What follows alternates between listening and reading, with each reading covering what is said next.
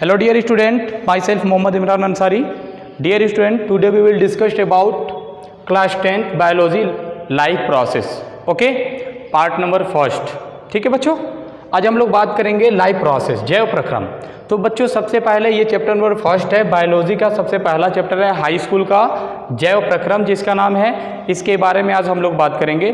तो जैव प्रक्रम आखिर होता क्या है? जैव प्रक्रम का मतलब होता है बच्चों, हमारा एक मान लीजिए शरीर है, एक बॉडी है, बॉडी के अंदर जो अपने आप सभी तरह के प्रोसेस होती हैं जो हमारे कंट्रोल में नहीं होती हैं, चाहे हम सोएं या बैठें या खेलते रहें, हमारे शरीर की सभी प्रकार की क्रियाएं लगभग चलती रहती हैं। ठीक है, उसी को जैव प्रक्रम यानी कि लाइफ प्रोसेस कहा जाता है। लाइफ प्रोसेस में बच्चों कौन कौन से प्रोसेस होती हैं जो हमारे बॉडी में अपने आप चलती रहती हैं? तो सबसे पहला जो टॉपिक है बच्चों, उसका नाम है, आप लोग जान लीजिए, न्यूट्रिशन।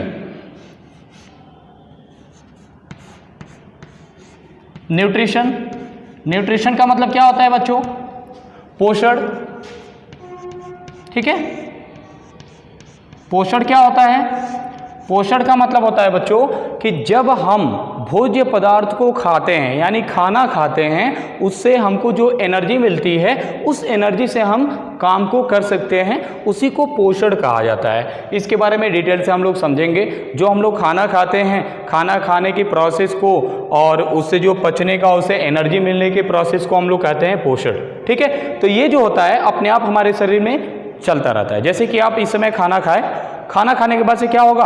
आप चाहे बैठे रहें या लेटे रहें या चलते रहें, ये पाचन की क्रिया, हमारे शरीर के अंदर पाचन की क्रिया अपने आप चलती रहती है। ठीक है, ये भी लाइफ प्रोसेस का पहला टॉपिक है। दूसरा टॉपिक बच्चों, रेस्पिरेशन।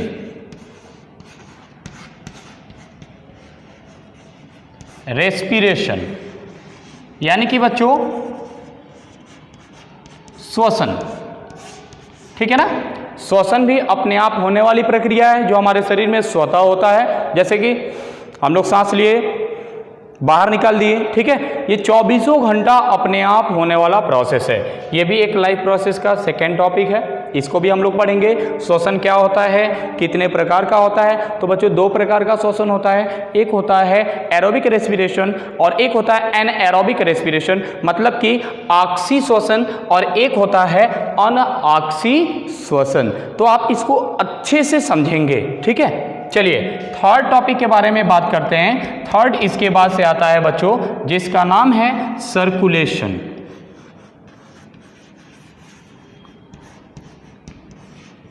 सर्कुलेशन, जिसको हम लोग परिसंचरण के नाम से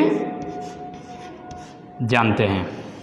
परिसंचरण का मतलब होता है, हार्ट के बारे में इसमें पढ़ेंगे, ब्लड के बारे में पढ़ेंगे, कितने कंपोजिशन से ब्लड मिलकर बने होते हैं, कैसे कैसे हार्ट में हो जाता है, किस तरह प्योर होता है, कैसे इम्प्योर होता है, इन सभी के बारे में हम लोग इसके बारे में बात करेंगे। ठीक है, इसके बाद से बच्चों चौथा आता है, चौथा टॉपिक, जिसका नाम है एक्सक्रीशन।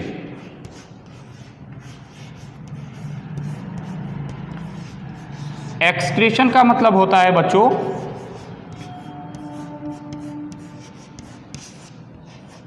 उत्सर्जन।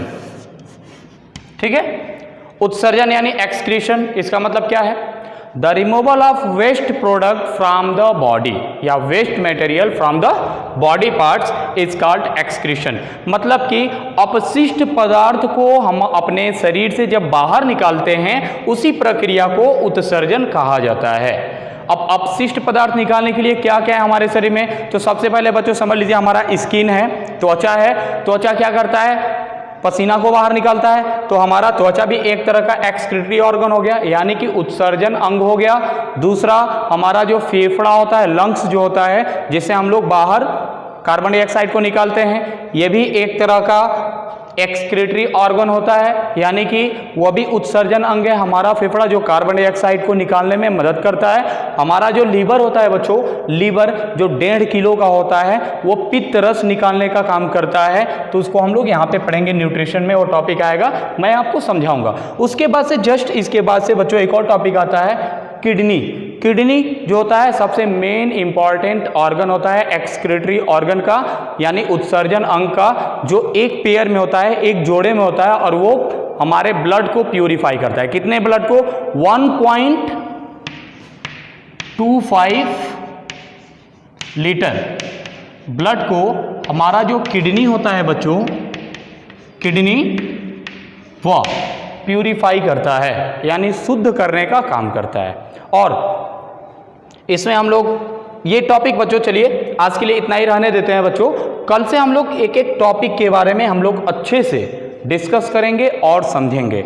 उम्मीद करता हूं कि इतना जो भी आपको बताया गया है, ये इंट्रोडक्शन में पहले चैप्टर का थोड़ा सा इंट्रोडक्शन था, इसी चैप्टर में हम लोग ये सभी टॉपिक पढ़ेंगे। ठीक है, ये आपको समझ में आया होगा। ठीक है, जैव प्रक्रम क्या होता है बच्चों? हमारे शरीर में ये सभी प्रक्रियाएं जो हैं वो अपने आप होती रहती हैं, इनको कोई कंट्रोल नहीं कर सकता है। इसी प्रोसेस को हम लोग जैव प्रक्रम कहते हैं। जैव प्रक्रम में क्या क्या होता है? तो न्यूट्रिशन यानी पोषण होता है हमारे शरीर के अंदर, रेस्पिरेशन होता है यानी श्वसन होता है, सर्कुलेशन यानी परिसंचरण होता है, एक्सक्रीशन मतलब उत्सर्जन होता है। ये सभी प्रोसेस हमारे बॉडी के अंदर स्वतः होते रहते हैं। तो इनके बारे में हम लोग कल से एक एक करके डिस्कस करेंगे। आज के लिए इतना ही बच्चों।